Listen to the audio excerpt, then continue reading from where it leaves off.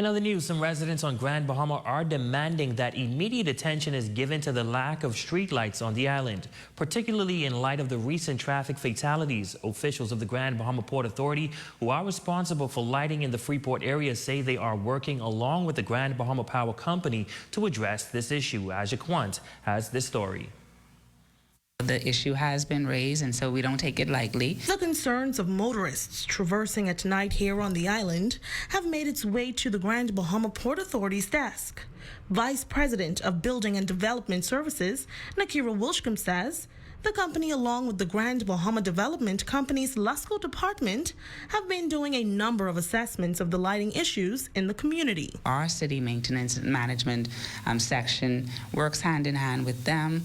Once these audits are performed, we would then share them with the Grand Bahama Power Company for the necessary action. We know that there have been lights that have been impacted by Dorian, and we've definitely taken note of those lights. We've also, like I said, shared it with the Grand Bahama Power Company. I know that they're working on restoring some of those lights. I would have mentioned that there are some pink tag lines that they've been using to earmark those lights that need to be repaired and restored or either replaced. On December 18th, two young women were allegedly chased by suspected robbers on the farm road, and one of the ladies raising the issue that poor lighting made it difficult to identify if the men were indeed police officers. Our ZNS News team went to that road and noticed that there were no street lights for miles.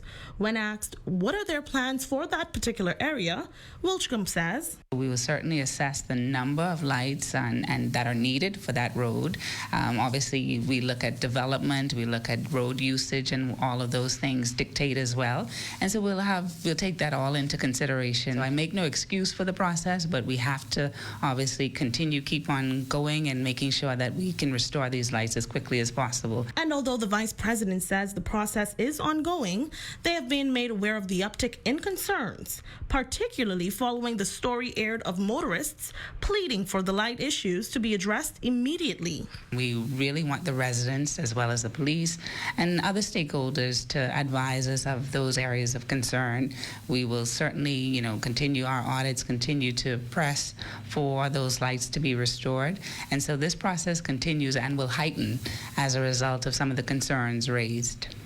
Wilshcombe also stating that they will continue working with the Grand Bahama Power Company to move forward with a strategic approach to outlining their plans. We also reached out to the Grand Bahama Power Company, who declined to give an on-camera interview, but says they will release a statement at a later time. For the Bahamas Tonight, the Northern Edition, I'm Aja Quant.